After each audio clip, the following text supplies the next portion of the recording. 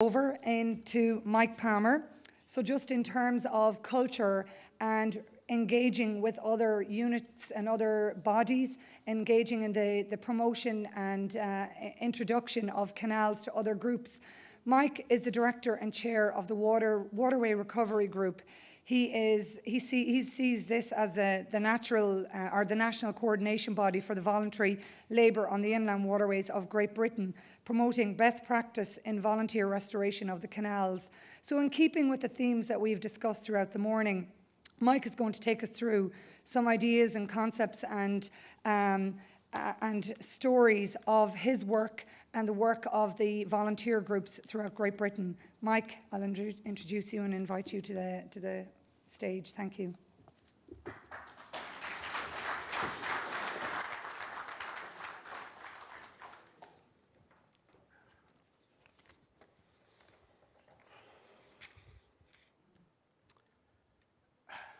Good morning, everyone. I'm not very good with lecterns, so I get a microphone because I tend to move around a lot. So we have heard today from a state-sponsored body. We have heard today from an NGO that is moving and transferring and exchanging entire cultures between entire nations. This last message, I think, is a bit more for the smaller dreamers amongst us who dream of restoration. But I'm actually fairly confident, having examined it last night, there are definitely transferable messages, I would hope, to both the previous, or to the rest of the waterways sector. And obviously, I would like to start with a really simple clarification and courtesy. I'm going to give you today a sneak preview of a report from the Inland Waterways Association. But I'm quite aware that obviously in this room there are other IWAs that exist. Obviously, there's Ireland. Obviously, somewhere in here, there's Sandra's, there's Scotland, I know. And for all I know, many other countries may well have an Inland Waterways Association. If not, perhaps you should have, just thinking about it. However, to be clear, the IWA that I am talking about, that I am representing, is the Inland Waterways Association. It was started in 1946, so we kind of get a claim on the name in that office there.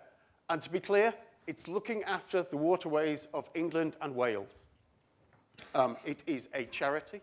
I'm sorry if anyone from Scotland. The map includes Scotland. We're not actually dealing with Scotland. I'm sorry, the map included it. Please, I apologise to anyone with Scotland. I'm not claiming it. I'm not claiming it. It's just stuck on the side of the map.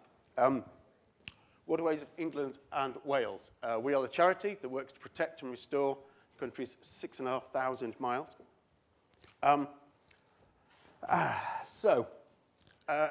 Just to make it really, really obvious which Inland Waterways Association I'm talking about, we've had this, some say gaudy, I say vibrant rebrand. We now have a very definite, big, vibrant rebrand, which certainly could not be confused with the very classy silver and green of our hosts here.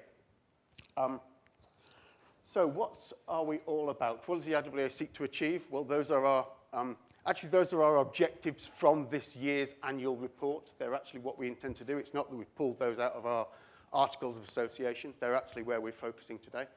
And that lock is indeed a lock on the Grantham Canal. That's what it was last year when we were working on it.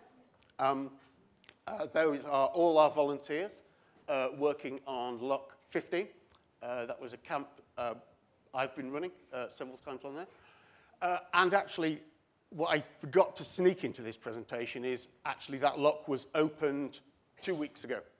As in completely opened, gated, ready to go.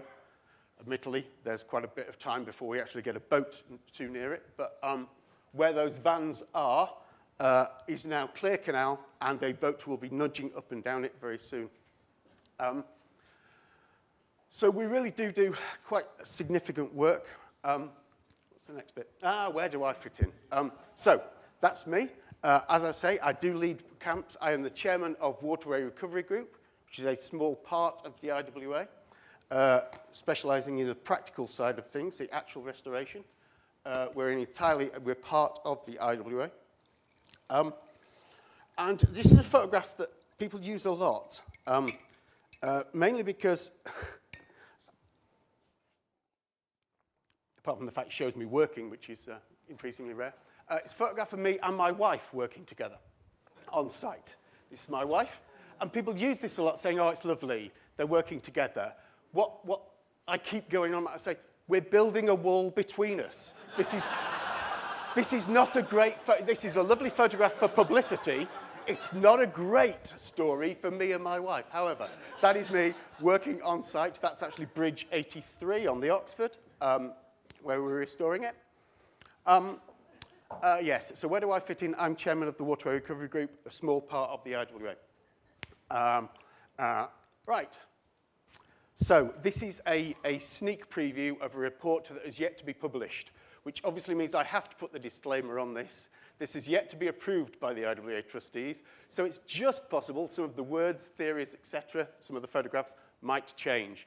Look at it as you might be the only people to actually see this. You might be absolutely the only people to see this. What exactly do we mean by waterways in progress and the waiting gain? Well, that's actually our model. That's the easiest way for us to explain to people what we're talking about. This is the Eden project in Cornwall, just in case people don't recognize it.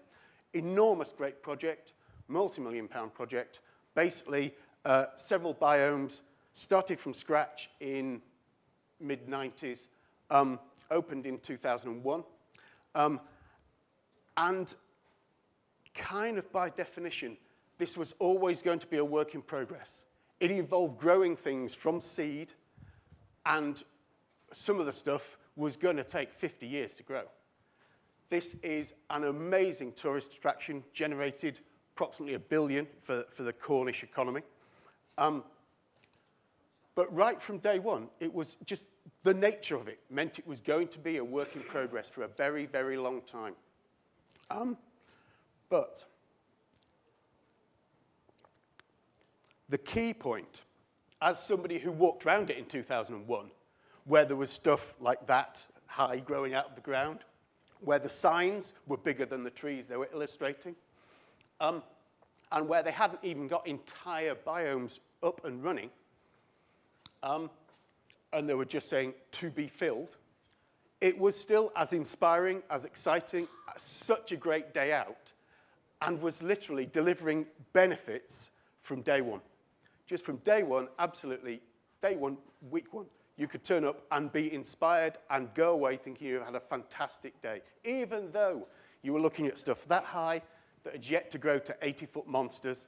It was very nearly as inspiring. Still years from its full potential.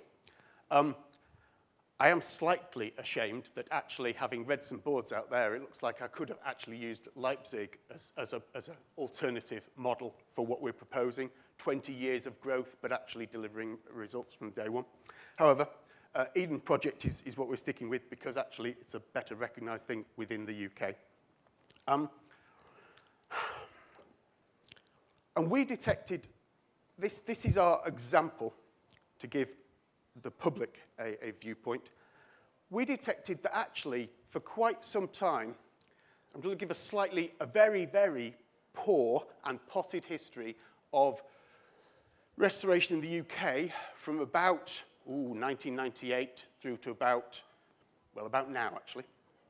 Do you remember those lovely, glorious days, about 2001, when we were here at the Canals, or in Dublin at the Canals Conference, when things like the Millennium Link had happened, canals were opening all over the place, the Rochdale was all in hand, multi-million pound schemes were all happening, and it all seemed fine. Everybody just sat there writing their plans, writing their bids for really large amounts of money that were going to restore entire sections of canal and deliver opened canals with all their benefits. We all, I'm sure, understand the benefits of open canals. Which was, most people had got them written by about 2007. And 2008, austerity happened. And suddenly, everybody said, sorry, can't afford it. All those benefits, can't afford it. And that actually really has affected the restoration in the UK. Yes, I'll go for UK. As people just kind of went, we don't know what to do now. All our evidence says it's the complete restored canal that actually generates the benefits.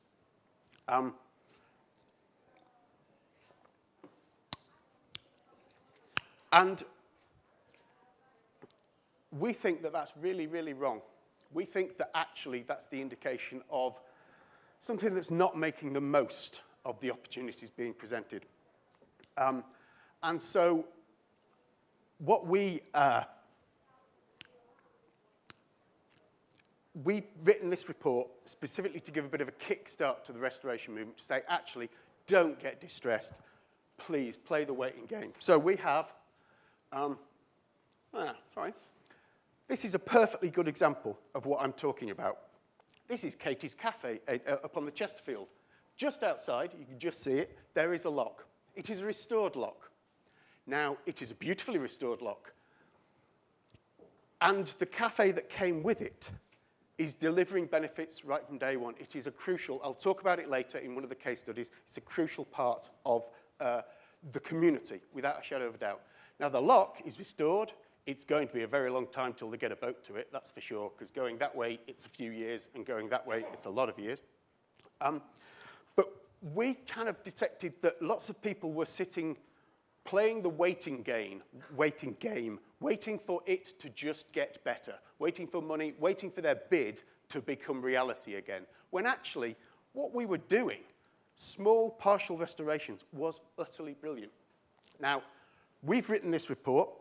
I'm giving you a sneak preview of it here. Now, it's a great report because the entire report is fundamentally about a page of A4.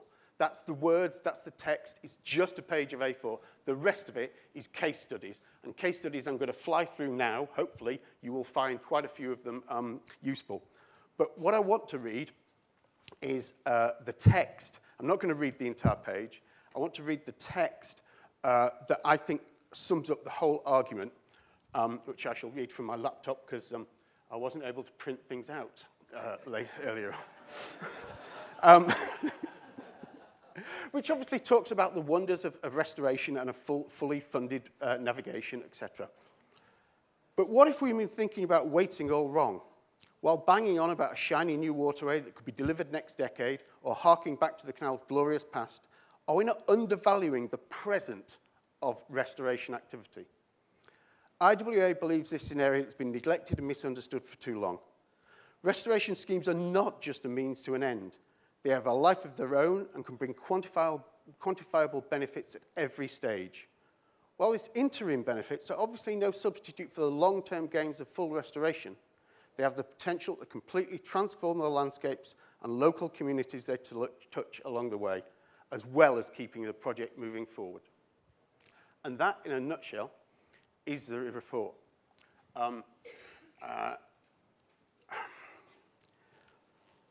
Think of it as not playing the waiting game, but getting the waiting gain. Do you see what we did there? Do you see what? Yeah, we didn't think it was that good a joke anyway.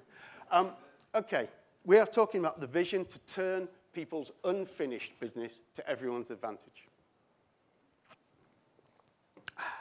So the report is a simple page of A4, pretty much. And then 12 case studies. I hope these case studies will jog something with you. And absolutely, the plan is really simple. We're not going to keep rewriting the report. We are just going to keep adding case studies. So perhaps there are a dozen case studies in this room already, and we will gratefully take them from you. Because we think the whole concept of small-scale restoration that delivers from day one and gives benefits is just so under-recognized within the restoration sector. As with all case studies, you have to categorize them. Now, please, please don't pay too much attention to these categories. Please don't pay too much attention. Two reasons for that. The first is that as anybody who's ever dealt with a government department or a state department or any form of big body, these words change all the time. They keep changing all the time. You will never exactly line up with whatever the current funding body is giving. You will never do that. Don't worry about it. We don't intend to keep rewriting them so that you'll notice, oh no, well-being has ended up in the end there, the current trendy one. But yeah, don't worry about those. That's one reason is the words always change, but they are fairly good. They cover every kind of benefit of restoration. The other reason is that all of our case studies actually sit at least across two of them, and we could easily have moved them about anyway. That's the great thing about restoration. Very few bits of it only give very narrow-minded benefits. So don't worry about those. But I'm now just going to very fast flash through these case studies. It's going to be a canter. If anybody's got any questions, feel free to ask them later. But it will be published soon, and I'll tell you how you can get a copy of the report. Right, where are we? Yeah, channeling regeneration. This is the economic one. The economic one. You can call it gains, benefits, whatever. But basically, lasting and significant economic benefits back. And we have 3 case studies. Ebbly Mill, which is very much development-based. Ebbly Mill on the Cotswolds canals, there it is. Tourism-based one, Shire Cruises on the Rochdale Canal. And alternative revenue streams. This is across on the Hereford and Gloucester Canal, where they have just literally built a restaurant kind of nowhere, or by their basin. They built their basin, built a restaurant next to it, and now run it very successfully. So let's look at let's concentrate on Ebbly Mill first. Now this is basically a wonderful restoration, wonderful bit of work. Run entirely by Stroud District Council, pushed by them. They had some derelict land, decided to move the council offices in, decided to put a vast amount of work into it. That's pretty much what it looks like now. So canal through, new buildings. Let's add some of this. Oh yeah, we used to be a car park. Let's have a little look at that. That's what it used to be. We probably ought to have a small moment's silence for the 12 people in Gloucestershire who campaigned to keep it a car park, because they liked that. Okay, that's long enough, I think. 115 million pounds worth of development they managed to actually get into this entire site. Let's not, I know I keep thinking about small bits, but you can get really, really big projects. Now, it's still going to be quite some time before you connect that way, and it's going to be a long time before you connect that way, but they have got a great deal of fantastic waterway, 550 new houses built, mill building converted into offices. The council have moved there. Now, pretty obviously, anybody who spends 115 million pounds, that's a big project. You're bound to get good benefits. You're bound to get a benefit. So I've deliberately put this one up first because it is the big one. There are smaller ones later. And the reason why I've actually kept this in, because quite frankly, council spends 150 million quid redeveloping it. Thank you very much. That's all lovely. Clearly, people are going to gain benefits. They've got lovely new houses to lead. The council workers now work in a beautiful location. And they've gained a trip boat, always a start. 770 jobs created. But this is the killer. This is the great thing. The councillor, leader of Stroud District Council, is not talking, he's absolutely talking about this as the canal project has brought the environmental, economic, leisure benefits, but which will reach their full potential when we connect to the national network. That's the important thing here. Technically, Stroud District Council have no real connection to the waterway. They have no need to see it open. But by actually fully involving them in just this development project, don't quote me on this, but we've caught them. They're sold. They love it. They're actually talking about it's very important that they connect to the national network. That's the great benefit. You're never going to get these people on board unless you actually give them some benefits right from day one. And the great thing about Waterways is they can genuinely give that. I have yet to see a project where you go, nobody's going to get a benefit out of this until it's finished. Right, yep, so those are the three ones we've got. One involving tourism, the great Nigel Stevens in Shire Cruises, who found a short section of Rochdale Canal, opened in the middle, put a couple of boats on it. So right from day one, despite the fact there was lots of Rochdale yet to actually restore, there was actually tourism and economic benefit going in there. And Hereford and Gloucester Canal I've mentioned as well. Promoting personal development and well-being. Obviously, this is a good one at the moment. the getaway from it all destination, a wonderful place to learn new things. This is crossing Wales, Monmouth and Brecon Canal, gateway to employment. That's their big benefit. Now, again, it's going to be quite some time before the Mon and Brec actually or that bit of the Mon and Brec gets opened up. But these people are benefiting from it straight away. Our second example is the Way and Arun Path going through. Wonderful way to maneuver the south coast of England. And again, quite a long time till the waterway gets there, but there's no reason why the path can't be delivering benefits right from day one. Heritage Heroes working on a variety of sites with Canal and River Trust. Again, that whole thing of they can actually get a great deal of rehabilitation. This is the first example, first case study. Again, some benefits from that. Let's see some figures. 270 volunteers. They're still very small section of canal they're working on. 270 volunteers, training work experience. 70% of unemployed volunteers, and there's a lot in that area, were supporting it to further remaining jobs. And that is a benefit way, way, way before the canal turns up. And again, same thing. Waterworks project has been a real success story. Hundreds of volunteers gain valuable skills. But he's twigged. The importance is, right in the middle, helping to restore part of our natural heritage. He's caught as well. This is terrible. I'm turning this presentation into a how to snare local authorities, isn't it? So those are our three case studies for promoting personal development and well-being. Next one, creating community spaces. It's one of my favorites. This is the Hollingwood Hub I talked about. See, you can get a boat in it, and you can put that lock, but there's not very far to go either side. This is the cafe and community space. Our second example is Ship Canal. The reason why it doesn't explain what that is we haven't written that case study yet. I told you it was working draft. We'll get that done next week. And promoting social inclusion. This is a really wonderful and special one. So this is Lapal Canal Trust in Birmingham, who have been working with the local branch of Sense, who are a sensory deficiency charity. And this is fascinating. So we're in the middle of Birmingham. So quite often we're talking about ethnic minorities as well. And these are people who are already in the spectre of social inclusion and social exclusion. And then you start taking away a few senses. Can you imagine what that's like to be in Birmingham like that? But what the Pal Canal Trust have done is they've actually turned their restoration project into a multi-sensory experience, which is great, because actually you don't need to do that much, because the whole point is these people like to feel the difference between crumbling brickwork and restored brickwork. So as soon as you've got a short bit of restored brickwork, you've got an experience for them to enjoy. And that is delivering safe.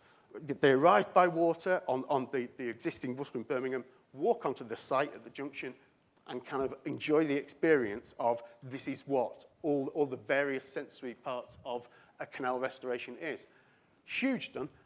And they've barely started. They've probably only laid, they're going to tell me off for this, probably 5,000 bricks. And suddenly, it's delivering benefits for an entirely not associated organisation. Great opportunity. Hollingwood Hub, again. This is another quite moving one. Formerly a lock house. Oh, we've got some history here. There you go. Now, this is when we restored the lock. I think that's about 1986.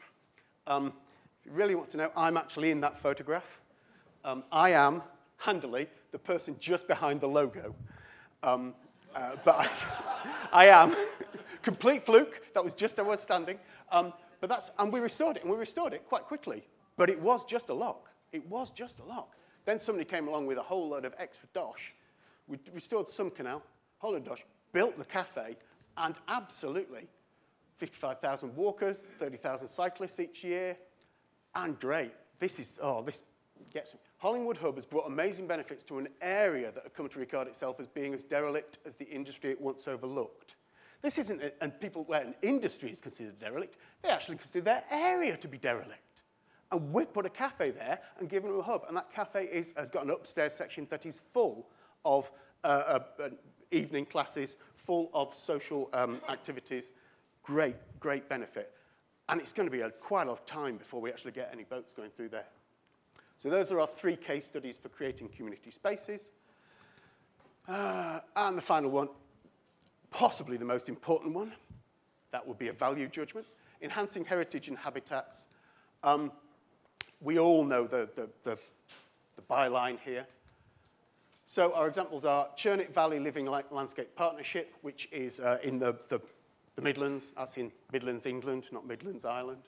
In the Midlands, which is really, all they've actually done is restore a bridge. That's kind of it. The rest of the waterway is quite a lot of hard work away. But Pocklington Canal, another second chance for wildlife, really great benefits for wildlife here, which will arrive before the restoration, that's for sure, though the restoration is absolutely delivering that. And finally, both built and natural assets, which is on the Montgomery Canal. So yes, they are absolutely working on both natural heritage and also the heritage of the canal. Interesting, this case study, I'll just, 30 seconds of this case study.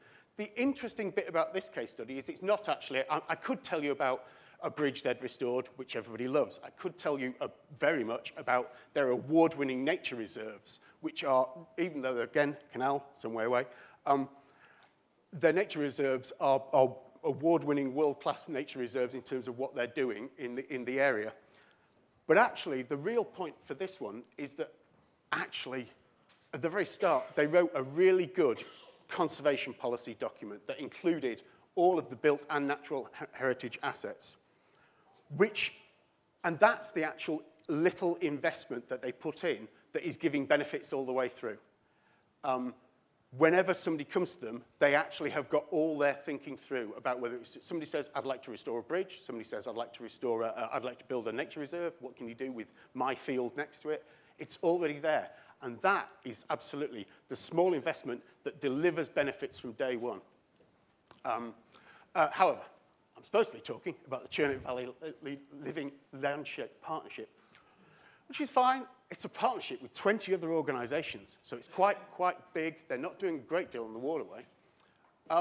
However, this one, the benefits they've got out of it from an actual canals trust is absolutely, they have learnt so much more about how to work with other bodies. And they are, and so this is a two-parter. I could talk to you about the bridge, which everybody who walks their dog up and down that section loves, because now they don't have to walk across the boggy canal. But the real benefit is that actually they have gained a whole lot of skills and a whole lot of network, and that will lead them real benefits all the way through. So those are our 3 case studies for enhancing heritage and habitats. So that's our message, really. We are going to finish early, aren't we? Never forget to celebrate the positive contributions that restoration projects can make from day one. These are just great things, and everybody can benefit from it. People from a much, much wider viewpoint. Why is that important? Well, because remember how I said how we didn't have the money anymore? These people have, whoever they are. There's lots of them. There's lots of other people who are interested in things that your waterway can deliver. Now, obviously, because I have taken a complex and hopefully carefully written document and turned it into a PowerPoint presentation, I now have to put a couple of disclaimers in. Right. 2 key sub-messages, which are in the document, I promise you. All of these weighting gains only truly make sense if you tie them together with the overall big vision of the completed restoration. That's still absolutely key. Nobody is saying, well, just get some housing built over there, and yes, build a nature reserve over there, and maybe one day they'll join up. Absolutely, you need to be having that complete sense, and that is the real management trick, no question about it, as a restoration society. But you are only going to get that if you can say to people, you don't have to invest in this scheme, and in 5 years' time you'll be getting some benefits. Why can't they get them now? Because these are good. The other obvious point is just because I've said There is nobody out there giving out enormous wells of money. If you really have got a scheme with a bid that you're writing up, that you're about to submit for the entire lot, please do. We will support you every step of the way. We admire your vision. We admire all the effort you have put into it. There is no question of the IWA saying, stop trying to restore your entire canal. That is still absolutely the dream. Minor little point that I'm still fiddling the words with, because it's difficult not to issue them as a threat or a challenge or something. There is another version of thinking big, which is not just restoring the whole lot. One of the things I was really confident when we wrote all those categorizations is that we would absolutely be able to find a canal that was doing them all. I don't think they are out there. Lots of them are doing one or two. But not all of them, or very few of them, are doing more than that. And all of those can be delivering. They don't need the entire plan to be there. They can just be doing it. You can have your economic hubs. You can have your development. You can have your environmental benefits. But actually, we found very few canal societies that were actually doing more than one or two of these. And if you're actually doing one of all of those on your restoration, you might find it hurtling through a whole lot faster. Then again, you could just put a bid in for the entire lot and hope. So that's really the message. I say, I'm still thinking of the right way of phrasing that so I don't upset lots of people. But those are the 2 points. Please don't think we're not suggesting that the restoration is still key. It is. That's your challenge. Make sure that you can get these projects out to people, but understand that it's part of the key theme. As I've shown, all our case studies, that does appear to be the case. All those in the magical bubble we called external stakeholders, they all seem to have been convinced. And the reason why they've been convinced is because they got their benefits from day one. So that's it, really, from me. That's our final sign-off. It is absolutely time to recognize, support, fund. Well, you might not be in charge of that, but celebrate these opportunities. If you are not excited about the concept of your next cafe, about your next restoration, your next nature reserve you're building, then why should anyone else be? These are great opportunities, and people are queuing up to do them. You have got the delivery message for it. You've got the delivery vehicle for it. Let's get out there and let's do stuff. Thank you. There is a website for you to actually register for when we finally get around to writing it and publish it. And that's it, really. I might go back to that one. That's it. Thank you very much.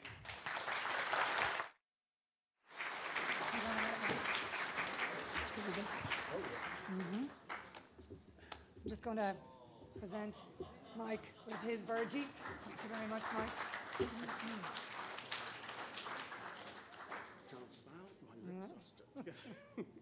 We're not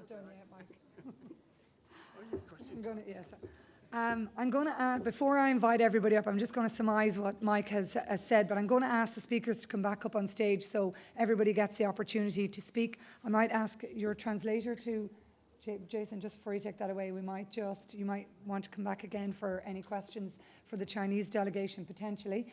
But just to surmise, I don't think anybody could have missed the enthusiasm and the passion that Mike exuded here during his presentation this morning.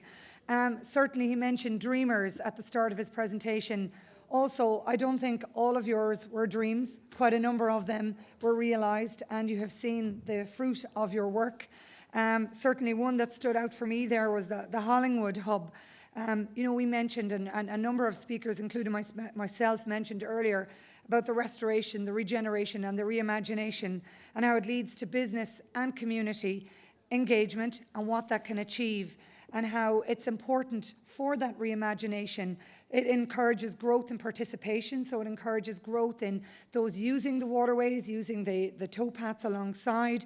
It encourages new business development. It encourages health and well-being. Mike mentioned the number of walkers, cyclers that were there getting involved there at the Hollingwood Hub. I didn't take down the actual numbers that you mentioned, Mike, but they were quite significant. So I think, you know, there's a huge importance on the development of these, of the canals, the towpaths, encouraging new life, breathing new life into these areas. And then it brings health and well-being and encourages new audiences to get involved, see what's happening. The volunteer groups that were involved, I think it speaks volumes when you see the number of volunteers that have gone involved in a lot of these projects. And again, jobs, cafes, the amount of people that now have a livelihood out of these regeneration.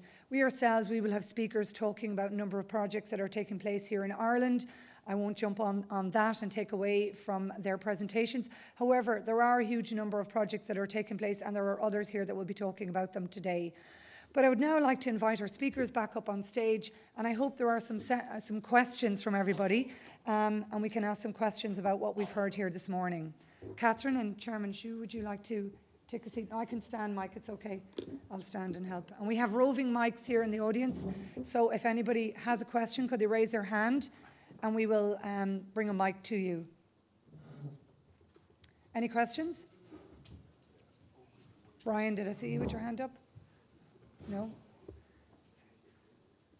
Here, we have two gentlemen here. So you raise your hands at the same time. So Paula, if you can. This is for Catherine. Oh, this is for Catherine. And when you decide to take the removable dams out of the river because of a rain event coming, how do you contact the people who have boats in that area? Sure. So we have an elaborate communication process, not only for just boaters. We also talk to dock owners, marinas. So it's key that we make the decision to pull the dams out of the river early enough that we can make all of that communication and that we can get boats to safe harbor. So when those dams come out of the water, the idea is to keep the river free-flowing at a lower level. But it also takes time to put them back in. And when that occurs, the water actually drops. So the boats that may be stranded in that area might actually be grounded before the water comes back up again. So we do have an elaborate process for contacting boaters. There's email, text, and also our website. Sorry, there's a gentleman here at the front. Paula, thank you. Oh, here. There you go. I'm here because I'm learning all about the idea of creating a new blueway in our area. On another level, I'm chair of a subgroup in our historical society doing a research project on the history of nursing in our parish. As part of this, I've heard of hospital nurses, I've heard of Lady Dudley nurses, maternity nurses, midwifery nurses, jubilee nurses. I've never heard of a wet nurse that was mentioned by our Chinese delegate. So what exactly is a wet nurse in Chinese?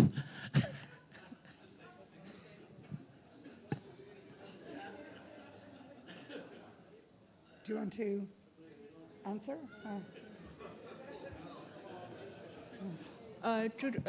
朱主席，他那个这位先生讲的可能是就是刚才我们这个 PPT 里头提到的，就是就是运河里头那段描述，不是生母便是乳娘，他这个对这个乳娘的这个理解，其实我当时在翻译的过程当中，我还是把就是大运河就是比作是这个我们很多运河城市沿线运河城市的母亲，但是他这个 PPT 上呢，他是看到的这个是不是生母，不是母亲便是乳娘，然后他可能也带点玩笑的意思，问一下这个乳娘的这个对他的进一步的诠释，这个题目问得很好啊，这个生母比较容易理解啊。那个我们像我们扬州这些城市啊，就是因为有了运河，才有了这个城市。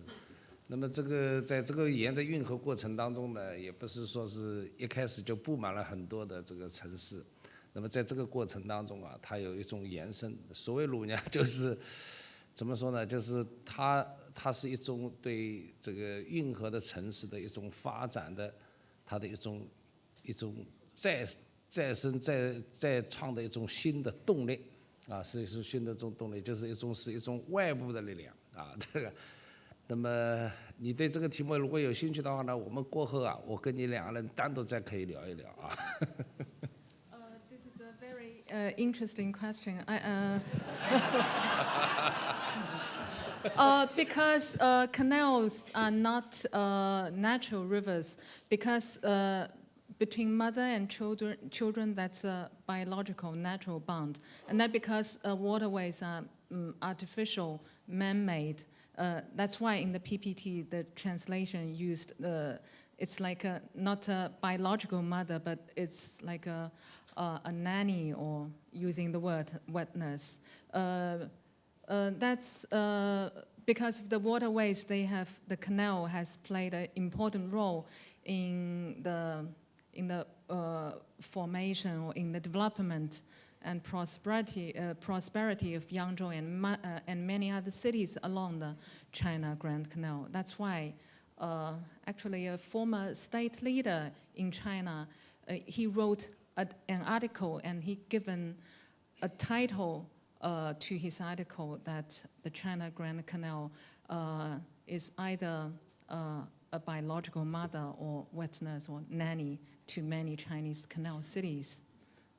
If you are still interested in this, we can carry on our discussion after the session.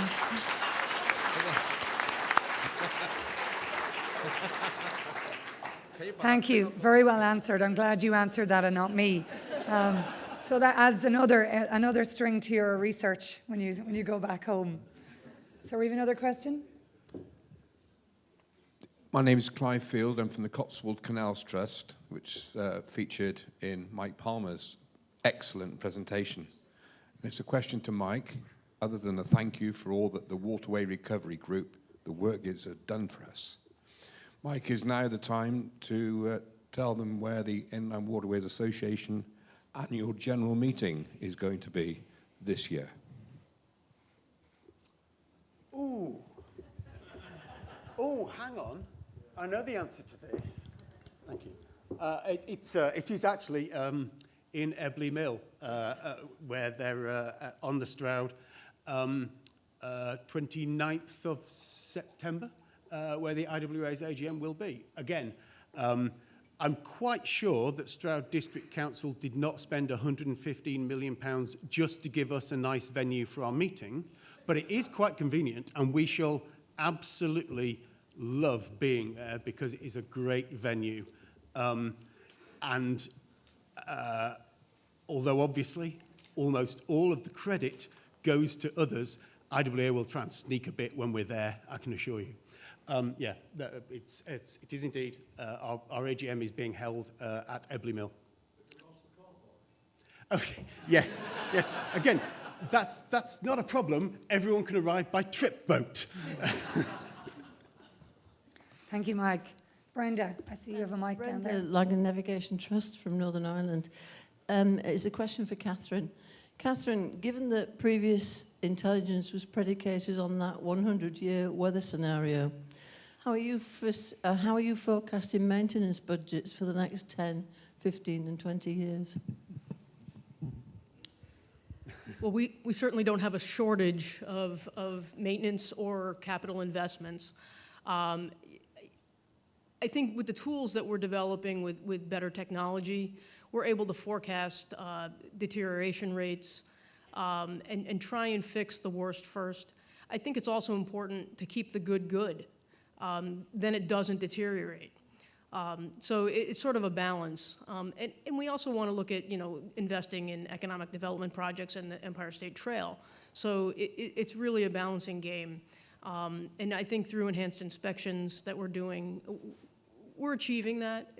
There's never going to be enough money to fulfill the entire need. But I'm pretty confident we can do projects probably for the next 50 years. Thank you, Catherine. We have another lady. For Catherine, I understand the governor wants the artificial reefs. Do you have the funding to replace those obsolete vessels? Actually, we've started that. We bought our first new dredge, I think in the past 15 years, we haven't bought a new dredge. Prior to that, I think they dated to about the 30s. So we're modernizing the fleet. We're buying equipment that's more suitable to our system. We're also looking at our labor force and its aging and the requirements for licensing. Some of the equipment we're buying doesn't require the most stringent of licensing. We're trying to think smarter and purchase smarter. So yes, we are replacing the fleet. One more here. Paula, thank you. This is for Mike. I'm from Toronto, and the Don River is being rejuvenated by a project that has already been let for $1.25 billion. The question that you brought into my head this morning that I hadn't thought about before is, in a project that size, how can we generate side projects that people can get involved in and take ownership of the bigger project without getting in the way of the big diggers? Yeah, it's an excellent. If I was the project manager looking after a £1.3 billion project, I'd want everybody to keep well away as well. You're right, and I can't really give you any practical advice other than to say that in all my experience, the more people you involve at the start of the project or during the project, during the evolution of the project, the better results you get. So absolutely, if you build a nature reserve, or you build a cafe or a hub early, you will get more people in who will express opinions. Now, opinions are always scary to a project manager or anybody trying to actually lead a project, but actually, in the long run, they're good, and you will actually get far more support, and you will end up, most importantly, with a better product. I can't really give you any more advice than that. Hopefully the case studies that when we publish them might actually give you some good examples, and that is, for anyone who's ever had to write a report, you will know that the question that keeps coming back and keeps just stalling you is, who's this report for? Who's the audience? It's every meeting, it's killer. And actually, we very much hope that the report stands alone by itself, and it is the person who decides to deliver to the audience. I would hope you will be able to take this and say, have you thought all of these projects can deliver early, can deliver better? Have you thought about trying to take any of these case studies, and there are lots of them, very varied, have you thought about trying to take these case studies and deliver them early and deliver them and rearrange your schedule? Because there is some really good evidence from people, and you really ought to talk to the guys from Stroud who have done a lot of work around that, and they're doing even more restoration. You know, they're empowering the whole lot. They've just been given another £10 million from the HLF, Heritage Lottery Fund, and that is all about actually getting stuff in that delivers to other players really early. And so I would hope that our report will at least give you a good start, and if nothing else, just get you a really good meeting with the big guys, and just use it as these are practical examples that actually help and make your end product better. There's a bit of an argument about whether it makes it cheaper, which will be the thing they want to hear, but yeah, make your end product better. And a project that size should absolutely be having some form of community liaison department. At that size, it should be a department, and they should not be there as a token. They should be there as an absolute part of the project, is what I would hope. Thank you. Could I just ask Mike, who owns the canals in the UK? and is we all do. No. Sorry, my subsequent question to that is, if I'm right, then is there any conflict between your voluntary groups and even commercial groups who want to carry out either restorations or development with the owners of the canals? I could just say yes. No, it's a fascinating thing. So it's a variation. Canal and River Trust are the main owners certainly of the canals. There is also Environment Agency, who are others. Then there's still quite a lot that's in private ownership of some form, and quite a lot as well that's in public ownership, so local authorities. So it's a real mishmash. The Way and Arran Trust that I mentioned, who are doing their footpath project, John, can you remember the numbers? It's something like 26 miles and 48 landowners. It's an enormous number of landowners, all of whom are rural, all of whom are farmers, all of whom are not very convinced that somebody wants to divide their land in half by a big wet ditch. Hence why they're actually focusing on restoring the footpath, because actually that's a great way of getting all the farmers on board, because it's not that, to use the wrong term, invasive. It just lines everything up, so people will still be able to go through the land, and it can be taken away, for want of a better term. So there is lots of areas where there is conflict, where people are not that convinced. Of late, we've kind of taken the attitude of ignoring those, working round them, and, well, everybody's got to die sometime, to be blunt. But yeah, there is conflict, but again, that's why we like these little projects that deliver. People can actually see that they're not harmful, that they are a great thing, and people do actually go to whichever of the projects and go, well, it would be better if all these were joined up by that nice waterway that is really pleasant to walk along. So yeah,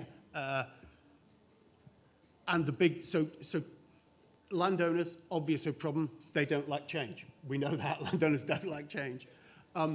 Local authorities do. They love the regeneration that waterways bring, but they have got a lot of pressure on their finances and their resources to do all sorts of other things. And no matter how much we in the room might think canals are more important than prisons and hospitals and care for the elderly, most people don't. And then, yeah, Canal and River Trust equally have got a lot of pressure on them, and now that they have opened themselves up to be a much wider charity, they've got a lot of demands being made on them, about well-being and things. But again, that's why my argument is actually maybe the organisations are all a bit incomplete, but the waterway, if there's one thing I know, the waterway can definitely deliver anything and everything to everyone. I'm totally confident the waterway can actually deliver that. We just need to actually work out the best way of actually enabling that. Thank you, Mike. We have another question here. Yeah, I couldn't resist coming at that point.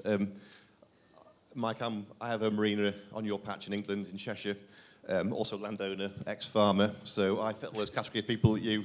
But in the broadest church of the relationship in perhaps a private business like myself, the volunteer sector, which you're part of, and then CRT, who also got a mention. I think for us as a private business, I can only speak for myself, but I think we have quite a good relationship with the volunteers and what you're trying to achieve, and I think we'll support you as much as we can to get canals open and the campaigning and all that PR work and publicity that you do, because when you open a bit of canal somewhere, it only helps raise the profile of the canals. I think the relationship with private businesses and CRT is an argument for another day. My question really is, it might be one for Catherine or Dawn, who sat at the back to me here, Dawn Livingston, was what my worry is as you open up these other canals and you realise the value of health and well-being, and perhaps not the value of the boat. So my worry is, at what point do these authorities take the decision that actually, looking at what happened in New York State, those floods, at what point do the authorities think, do you know what, these boats just aren't worth a biscuit, but the health and well-being benefit is much cheaper to run?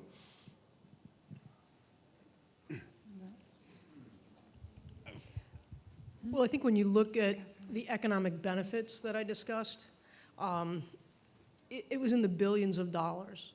And that was the value of the canal in New York State for non-tourism interests.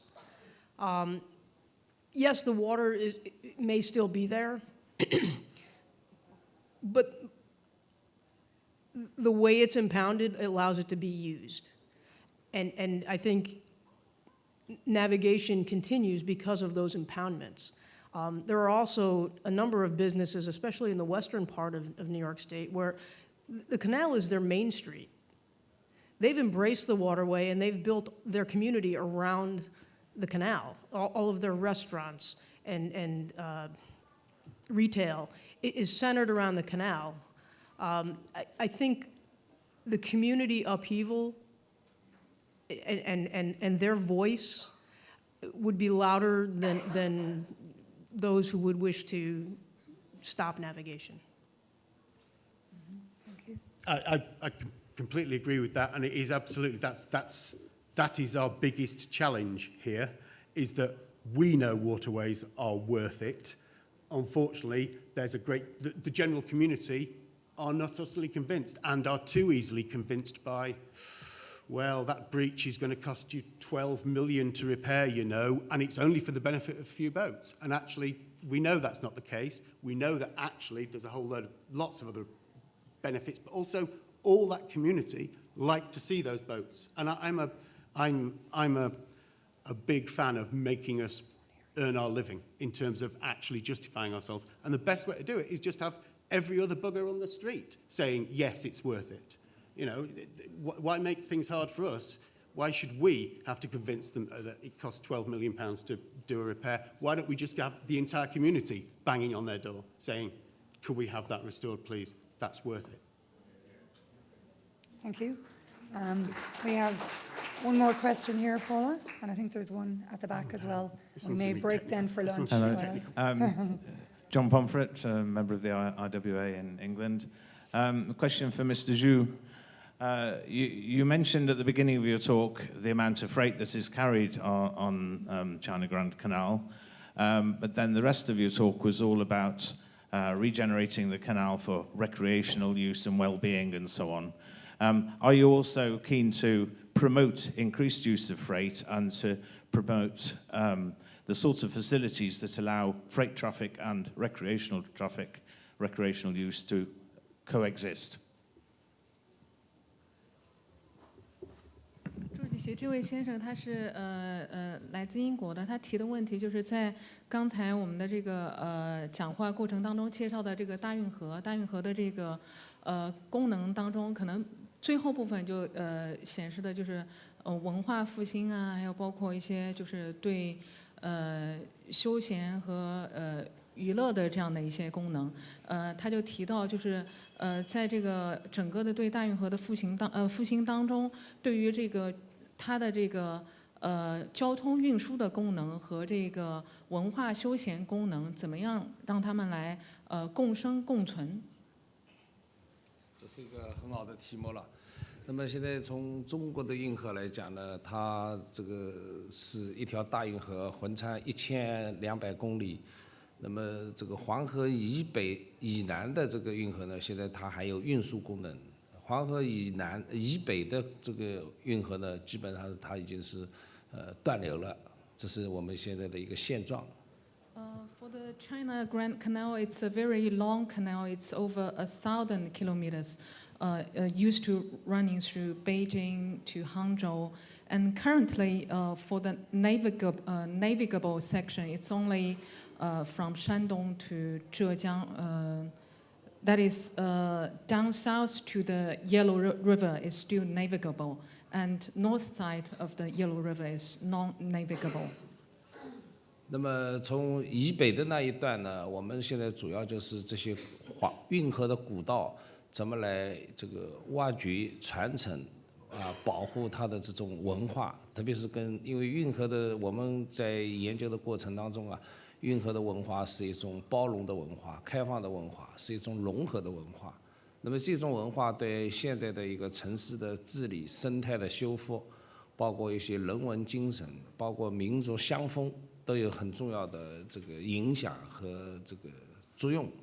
所以在这个方面呢，这个我们在整个运河的研究、保护、传承、利用过程当中，我们感觉到文化是整个这里面的一个灵魂。So for the northern section, which is the non-navigable section of the China Grand Canal, we pay attention to the exploring of the canal culture or canal spirit, which is enterprise inclusiveness. We think this canal culture and canal spirit will help promote the features or the traditions of local cities and local communities. 就像刚才这位先生刚才讲的生母和乳娘的关系，我感觉到，我们说生母就是运河城市以城市以运河为生，说乳娘实际上是一种养育，对我们运河城市的一种养育。那我们要有一种养育之恩，要有一种感恩的心来对待我们的运河，这是一种责任啊。一种是生养的概念，一个是培育的概念，这个都对。I'm coming back to the previous answer of the canals as either mother, biological mother, or nanny or witness to canal cities, because for canals they have given birth or they have helped fostered the development of the canal cities. So even nowadays, for some part of the section is not navigable, we still, as canal cities, we still have the responsibilities of advancing, advocating the canal culture and better conservation of the canals. 那么第二个就是关于这个文化跟那个航运的功能怎么处理呢？那么像在我们南方这一块呢，这个我们有大运河，它主要还是以这个航运为主的。那么我们一些古运河，就古代的这个运河这一块呢，我们现在也是像今天介绍的这样，我们在怎么来进行这个水的环境、水保护、水治理、水生态啊，做好这些工作的同时呢，更多的以生态为底色，植入它的一种文化、旅游啊，这个休闲等这些功能。所以这里面呢，他们这个航运跟文化是相得益彰，互相这个共生共荣，在不断的满足我们运河的城市和人民的一种生活的需要。And then for the southern section of the China Grand Canal, which is still navigable, so the canal is still playing an important role in water traffic, water transportation. And then for some of the canal cities, within the city, they also have the older ancient canals, like in Yangzhou we have ancient canal and Grand Canal. For the ancient canal in the city area, we try to do a good job in water restoration, water treatment, and then to attract, try to engage local citizens and younger generations, try to attract tourists, so that we're trying to make efforts in balancing the canal traffic, transportation, and cultural and recreational functions of ancient canals. 所以我们今天下午还要想跟 IWI 他们一起讨论，包括也征求各位的意见啊。明年我们2019年世界运河大会啊，它的主题啊，就是以文化作为一个灵魂吧，一个贯穿始终吧，来推进这个城市的修复和生态的修，这个修。And in this afternoon and during the next few days, we're trying to have discussions with our friends and colleagues. And then actually for our next year's conference, we have prepared a questionnaire. You can find the questionnaire in our stand outside. Please welcome to visit our stand and fill in the questionnaire. For next year's conference, the theme, we have a preliminary theme, which is role of canals in ecological restoration and city betterment. But we like to know how you think about the theme and many other things. So welcome to our stand. Welcome to fill in the questionnaire. Sorry. Thank you. We've one final question down here, and then we'll break for lunch. John Johnston, Waterway Guide. For Catherine, please. And it's a question on the navigation season. In the past 2 years, 2017, 2018, it's been reduced approximately 20%. That's an approximate number. What can you comment about the impact that this shortened season, if it becomes a new norm going into the future, will have on local economic impact and on both on the navigation traffic, but also at the restaurants and so forth where people sit to look at the boats? Thank you. Sure. I don't know if we can really tell at this point what the economic impact of that will be. I think it's too short of a period of time to really do any analysis on it. We did look at traffic during the time period that we've excluded from the new navigation season, I guess, and it wasn't significant traffic. Again, I think only time will tell what the impact may be, but at this point, I can't comment on what speculation might be. I can say that I think the navigation season for next year will probably be similar to what you're seeing in the past 2 years. At this point, it hasn't been announced yet, but that's the general feeling. Thank you, Catherine, and thank you to all our speakers for both their presentations and the questions and answers. Thank you very much. I'm sure there are other questions in the room, but I'm sure there's a lot of tummies rumbling here, so I won't delay anybody any further. If you have any further questions for the speakers, you can catch them afterwards. Just a few things before we break. Lunch is happening now. There's 2 separate dining rooms.